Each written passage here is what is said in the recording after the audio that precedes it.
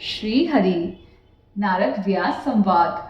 पंचम वेद महाभारत की रचना करके भी व्यास जी को शांति मिली नहीं। संतों का मन जब थोड़ा अशांत हो जाता है तो संत अंदर की तरफ थोड़ी नजर करते हैं। मानव दुखी होता है तब बाहर देखता है। दुख का कारण जो जगत में शोधता है वही दुर्जन है। आपको दुख देने वाला संसार में कोई नहीं है। आपको दुख देने वाला आपके मन में छिपा है। शत्रु बाहर नहीं है, शत्रु अंदर ही है। मन में जो काम है वही दुख देता है। मन में जो अभिमान है वही दुख देता है। अज्ञान दुख का कारण है। ज्ञान से शांति मिलती है। व्यास महर्षि को लगता है मेरी कुछ भूल हो गई है। क्या भूल हुई है कुछ खबर नहीं पड़ती है। मेरे घर में कोई संत आए। सत्संग में विवेक जागृत होता है। बिना सत्संग के स्वदोष का भान नहीं होता है। बुद्धि में अनेक दोष है पर मानव अपने दोष को गुण समझता है। मानव में अनेक दुर्गुण होते हैं। मानव को अपने दुर्गुण सद्गुण जैसे लगते हैं। मेरे घर में कोई संत आए तो मैं अपना जीवन सुधारूं। महर्षि व्यास को सत्संग करने की इच्छा हुई।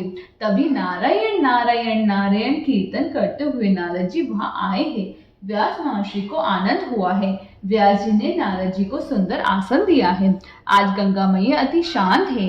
मेरे किनारे दो बड़े संत आए हैं। उनके सत्संग से कथा गंगा प्रकट होने वाली है जो कलयुग में अनेक जीवों का कल्याण करेगी। व्यास जी ब्रह्मश्री है, नारद जी देवर्षि है। देवर्षि ब्रह्मश्री का मधुर मिलन होता है। कलयुग के जीवों का कल्याण होगा, इसलिए दो महान संत मिले हैं। नारद जी ने कुशल समाचार पूछा। व्यास जी ने हाथ जोड़कर कहा सभी आनंद है। नारद जी ने कहा महाराज आपका मुख देखने से ऐसा लगता है कि आप कुछ चिंता में हैं।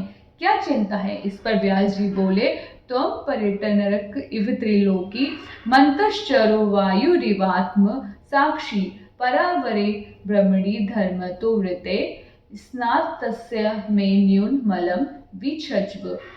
आप सूर्य की भांति तीनों लोकों में भ्रमण करते हैं और योग बल से प्राण वायु के समान सबके भीतर रहकर अंतःकरणों के साक्षी भी हैं। योगानुष्ठान और नियमों के द्वारा पर ब्रह्म और शब्द ब्रह्म दोनों की पूर्ण प्राप्ति कर लेने पर भी मुझ में जो बड़ी कमी है उसे आप कृपा करके बतलाइए। व्यास जी ने कहा मेरी प्रशंसा मत करो, मुझसे कोई भूल हुई है, मेरी भूल मेरे को बताओ।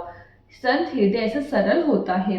संसार के इतिहास में व्यास नारायण के समान कोई महान ज्ञानी, कोई महान बुद्धिमान हुआ ही नहीं है, होगा भी नहीं। जगत गुरु व्यास नारायण है। व्यास नारायण को ऐसा लगता है जैसे उनसे कोई भूल हो गई है।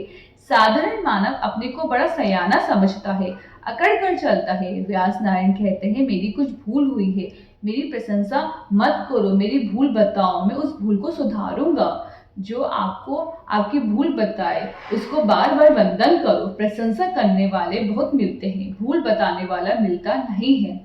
जिसके हृदय में आपके लिए बहुत प्रेम है वही आपको आपकी भूल बताता है। नारद जी ने स्मित हास्य किया। कैसी भूल महाराज, आप तो भगवान के स्वरूप है, आपसे क्या भूल हो सकती है? किंतु आपसे थोड़ी सी भूल हुई है। प्रेम में पागल होकर आपने विस्तार पूर्वक भगवान श्री कृष्ण की लीला कथा नहीं कही है। आपने पुराणों में ज्ञान योग समझाया है, कर्म योग समझाया है। कहीं कहीं ज्ञान को बहुत महत्व दिया है, कहीं कहीं कर्म को बहुत महत्व दिया है। ज्ञान और कर्म दोनों श्री कृष्ण प्रेम से सफल होते हैं। प्रभु में प्रेम नहीं है तो ज्ञान का क्या काम?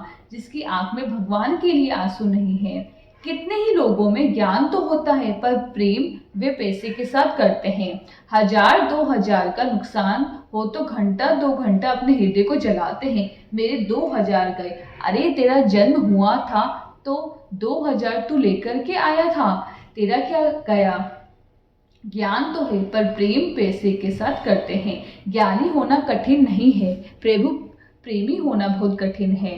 कितने ही लोगों में ज्ञान तो होता है पर कोई उनकी निंदा करे तो उनको सहन नहीं होता। निंदा का असर मन के ऊपर क्यों होता है? जगत के साथ बहुत प्रेम करने से। जो परमात्मा के साथ प्रेम करता है उसके मन पर निंदा का असर नहीं होता। ज्ञानी जब प्रभु प्रेमी होता है। कर्म योगी भी प्रभु प्रेमी होता है किंतु कर्म मार्ग में दोष है। सत्कर्म करने से अभिमान बढ़ता है। दिन भर सत्कर्म करो पर ऐसा मानो कि ये सब मेरे भगवान करते हैं। प्रेम का परिणाम ही समर्पण है। दिन भर सत्कर्म करो, सत्कर्म भगवान को अर्पण करो। मैंने कुछ नहीं किया है। सत्कर्म करने के बाद मन में अभिमान आए तो सत्कर्म भी पतन करता है। कर्म योगी प्रभु प्रेमी होना चाहिए, ज्ञानी प्रभु प्रेमी होना चाहिए। प्रेम से कर्म और ज्ञान सफल होते हैं। जहाँ कर्म प्रेम है वह जीव भी अपने स्वरूप को छिपाता है। जहाँ अति से प्रेम है वह जीव अपने स्वरूप को प्रकट करता है। महाराज, अब बहुत ज्ञान की जरूरत नहीं है। कलयुग आ रहा है। लोग बड़ी बड़ी ज्ञान की बातें करेंगे पर एक एक पैसे के लिए झगड़ा भी करेंगे। लोग बड़ी बड़ी ब्रह्म ज्ञान की बातें करते हैं किंतु प्रातः काल में 6-7 बजे उन्हें आदत के अनुसार चाय ना मिले तो उनका ब्रह्म ज्ञान कहाँ चला जाता है, कुछ खबर नहीं पड़ती है। ज्ञान तो है पर प्रेम जगत की तुच्छ वस्तुओं के साथ है। अब बहुत ज्ञान की जरूरत नहीं है। महाराज, अब आप प्रेम कथा करो। श्री कृष्ण प्रेम की मूर्ति है। कोई भी जीव प्रेम किए बिना नहीं रह सकता है। सभी जीव प्रेम तो करते हैं पर प्रेम जगत के साथ करते हैं। ऐसी मधुर कथा करो कि श्री कृष्ण में प्रेम हो जाए, श्री कृष्ण के सौंदर्य में आंख और मन फंस जाए।